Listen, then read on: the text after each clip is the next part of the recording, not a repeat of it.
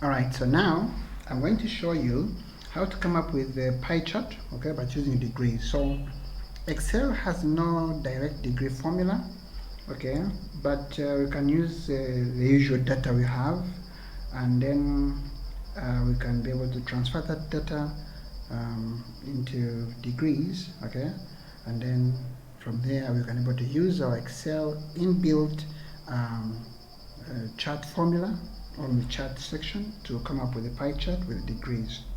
So how do we do it? I'm going to come up with 4 staff members with their daily wage, and then I show you how to go about it. So let's begin. This is daily wage. I'm going to put here name of staff member.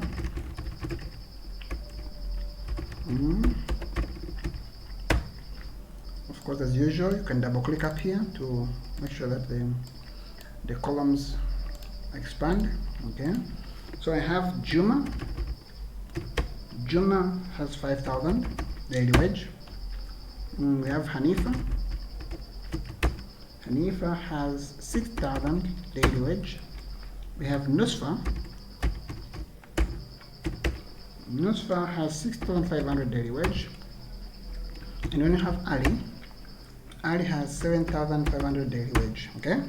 Now total of this is, to get the total, you just get equals sum, open brackets, then you click the first item, which is 5,000, then you can put the full column, click full column, then you click the last item, there we go, then you close the brackets, then you click enter. As you can see now, the total here is 25. Okay, now that you have transferred, we have now reflected the daily wage. We are going to reflect the daily wage in terms of degrees. How do we do this? Daily wage in terms of degrees. Okay. So how do we do this? We shall say equal sign, open brackets. Okay. And then you click the 5,000 for Juma. Backslash means divide. Okay. And then we divide it by the total, which is 25,000. Okay. Close. And then you say multiply. The symbol for multiplication is a star. So click a star. Then times 360. Okay. 360. Now click enter. It gives you 72. Now after doing this, you'll notice that I need to do the same procedure for all the other staff members. But you see, I'm going to divide each of these items by the same amount, 25,000. So to avoid repeating myself every other time, I am going to fix the row which has 25,000, so that whenever I divide, the other rows will divide by the same row all the time. So the row 25 is D8, D column D, row 8. So I come here and I fix it. I highlight it and I press, depending on which computer you have. In some computer, just press F4 on your keyboard, okay? In some computer, you press Fn, means function, then F4. It depends. On my computer, I'm going to press Fn, function, okay? Fn means function, then I press F4, then it will be fixed by adding $signs, okay? So F function F4, so you can see a $sign has been added before the D and before the 8. And this means this particular column, sorry, this particular row will be fixed throughout the computation. I click enter, then I'll drag down to the end, and as you can see, this has computed. I mean 75 divided by 25, 65 divided by 25, 6,000 divided by 25, 5 divided by 25. If you want to confirm this, just click on each of these answers and you'll see what happens. If I double click, for instance, on 108, you see, it shows you that it's 25 divided by 25,000. If I double click, for instance, on 65, it shows you 65 divided by 25,000. So it means, therefore, that the division has been very successful, and I can be able now to confirm that every item, every daily wage has been divided by the total. Okay. Now, I'm going now to transfer the daily wages. So this is a computation, remember. So now I'm going to transfer the daily wages in the normal numbers without having a formula. As you can see here, this is the formula, this is a formula, but I want to write this one without formulas, okay? How do I do this? So I say degrees. So degrees, I now manually write them, okay? I say the first item is 72, second item is 86, because 86 approximated, 86.4 approximation of it is 86.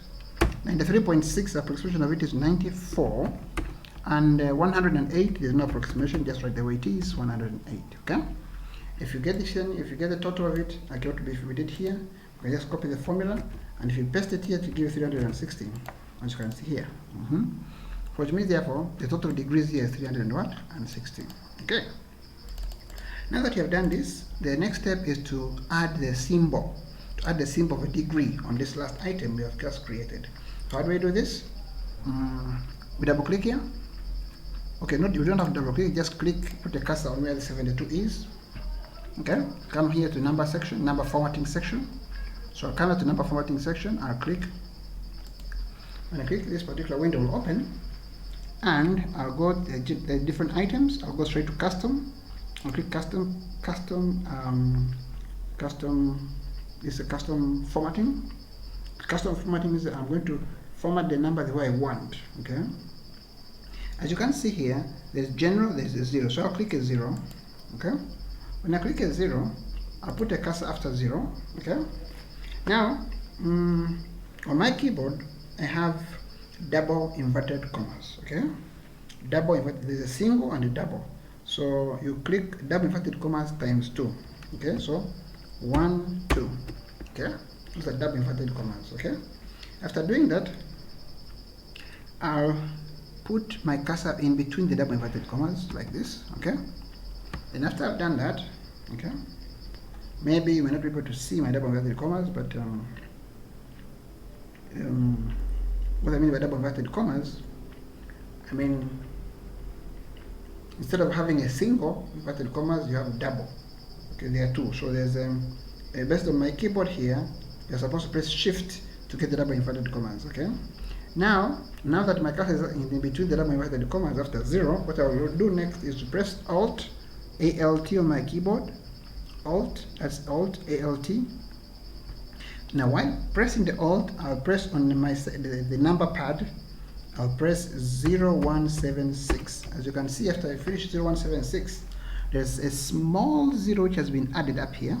Okay, and even my 72 has been transformed to 72 degrees. Okay, so now that is how you add the degree symbol. So I'll press OK. After pressing OK, now the degree symbol has been changed to 72 degrees, as you can see here. So what I'll do next is to put the cursor back on 72 degrees.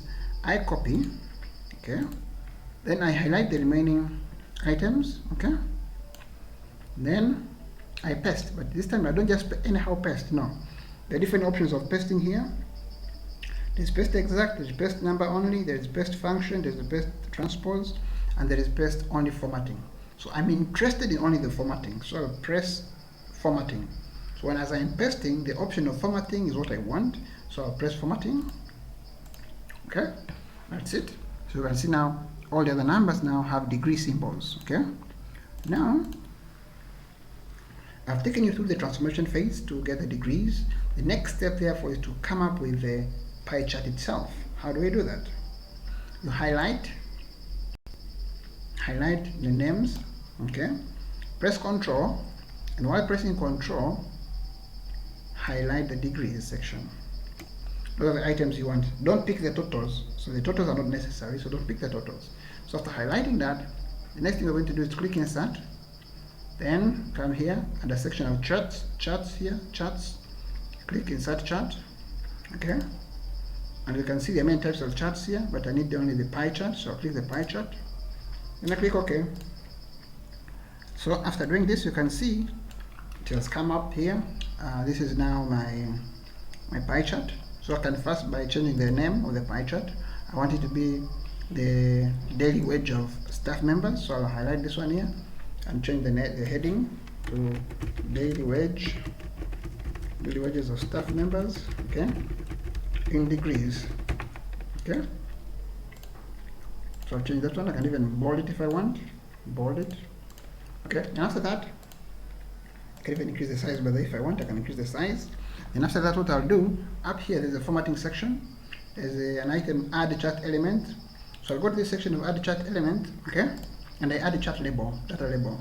And what I want is to add a chart label in the center of a chart, okay? So here there is none, there is a center. So I put on the center. If I click center here, you will see that the degrees have been added on my chart. The degrees have been added on my chart. Now, I can either stop here, or I can go ahead and add some other information by go to the quick layout. See quick layout here? If I click quick layout, it will give me different options. But probably what I want is something, maybe I want the names and the degrees to appear.